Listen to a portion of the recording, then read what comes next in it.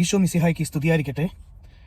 ഞാൻ കൃപാസനത്തെക്കുറിച്ച് അറിയുന്നത് 2022 ഒക്ടോബർ 1 ദിവസമാണ്. എനിക്ക് എന്നെ കൃപാസനത്തിന് പരിചയപ്പെടുത്തുന്നത് ഒരു മാതാവ് ആലപ്പുഴയിൽ ജീവനോടെ പ്രത്യക്ഷപ്പെട്ടു എന്ന് പറയുന്നത് ആദ്യമായിട്ട് കേൾക്കുന്നത് എനിക്കറിയാവുന്ന ഒരു മിനിയാൻ്റിയുണ്ട്. അവർ 3 വർഷമായിട്ട് എനിക്കറിയാവുന്നതാണ്. ഞാൻ നേരിട്ട് കണ്ടിട്ടില്ലെങ്കിലും അവർ വഴിയാണ് ഞാൻ കൃപാസന മാതാവിനെ ഞാൻ അറിയുന്നത്. അപ്പോൾ എൻ്റെ സങ്കടം, ഞാൻ ഇവിടെ കുവൈത്തിൽ വന്നു ഒക്ടോബർ 2022 ഒക്ടോബർ 1 ദിവസം ഞാൻ കുവൈത്തിൽ വന്നപ്പോൾ എനിക്ക് ഒരുപാട് വിഷമങ്ങളുണ്ടായി, സങ്കടങ്ങളുണ്ടായി. അപ്പോൾ ആ വിവരം ഞാൻ മിനിയാൻ്റിനെ അറിയിച്ചു. എനിക്ക് ഭയങ്കര ബുദ്ധിമുട്ടാണ് ഇവിടെ ജോലി, കാരണം അവർ കൺസൾട്ടൻസി ഫീൽഡാണ്. അതായത് വിദേശത്തേക്ക് ആളെ ജോലിക്ക് കയറ്റി അയക്കുന്ന ഒരു കൺസൾട്ടൻസിയാണ്. അപ്പോൾ വല്ല ജോബിൻ്റെ കാര്യത്തിന് അറിയാനായിട്ടാണ് ഞാൻ വിളിച്ചത്. പക്ഷേ അവർ എന്നോട് പറഞ്ഞത് ആലപ്പുഴയിൽ കൃപാസനം എന്നൊരു ധ്യാന കേന്ദ്രമുണ്ട്, മാതാവിനൊന്നും പ്രാർത്ഥിക്കുക, മാതാവ് ജീവനോടെ പ്രത്യക്ഷപ്പെട്ടതാണ്. 2024 ഉച്ചയ്ക്ക് 2:30 മണിക്ക് ജീവനോടെ പ്രത്യക്ഷപ്പെടാൻ മാതാവിനോട് പ്രാർത്ഥിക്കുക, എല്ലാം സാധിക്കും എന്ന്. അന്നേരമാണ് ഞാൻ ആദ്യമായിട്ട് കൃപാസന മാതാവിനെ ഞാൻ അറിയുന്നത്. അതിനുശേഷം ഞാൻ ഒരുപാട് പ്രാർത്ഥിക്കാൻ തുടങ്ങി. പ്രത്യക്ഷീകരണ പ്രാർത്ഥന, 1 മണിക്കൂർ ബൈബിൾ വായിക്കുക. പ്രത്യക്ഷീകരണ പ്രാർത്ഥന ഞാൻ കാണാതെ ചൊല്ലുമായിരുന്നു.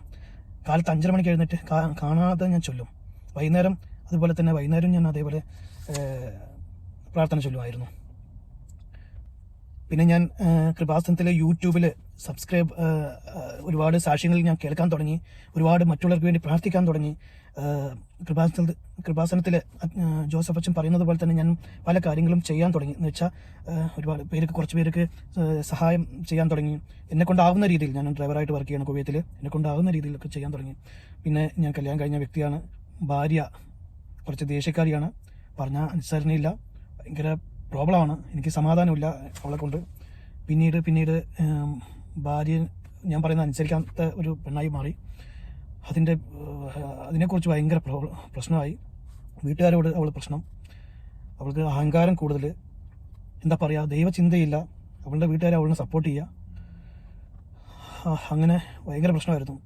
ജോലിൻ്റെ കാര്യത്തിൽ ചെറിയ പ്രശ്നം ഉണ്ടായപ്പോൾ അങ്ങനെ പിന്നെ വൈഫിൻ്റെ കാര്യത്തിൽ ഭയങ്കര പ്രശ്നമായി. വൈഫ് പറയുന്നതൊന്നും കേൾക്കുന്നില്ല എന്നുള്ളതായി. പിന്നെ ജോലി അങ്ങനെ ഇതായിപ്പോയി. വൈഫിൻ്റെ ചിന്താഗതിയായിരുന്നു. പിന്നെ വൈഫിന് വേണ്ടിയായിരുന്നു പ്രാർത്ഥന. പിന്നെ എന്തെങ്കിലും 1-2 പറഞ്ഞു കഴിഞ്ഞാൽ അവൾ പെട്ടെന്ന് ദേഷ്യപ്പെടുക. പിന്നെ അവൾക്ക് വേണ്ടി പ്രാർത്ഥിക്കാൻ തുടങ്ങി. നല്ലൊരു മനസ്സ് ഉണ്ടാവട്ടെ, ദൈവചിന്ത ഉണ്ടാവട്ടെ, കൃപാസമാധാനത്തിൻ്റെ അനുഗ്രഹം ഉണ്ടാവട്ടെ എന്ന് പ്രാർത്ഥിക്കാൻ തുടങ്ങി. പിന്നെ അവൾ ചെറിയ നിസ്സാര കാര്യത്തിന് പിണങ്ങി പോവുക, വീട്ടിൽ വഴക്കുണ്ടാക്കി പോവുക, ഒന്നും മനസ്സിലാവില്ല. ലാസ്റ്റ്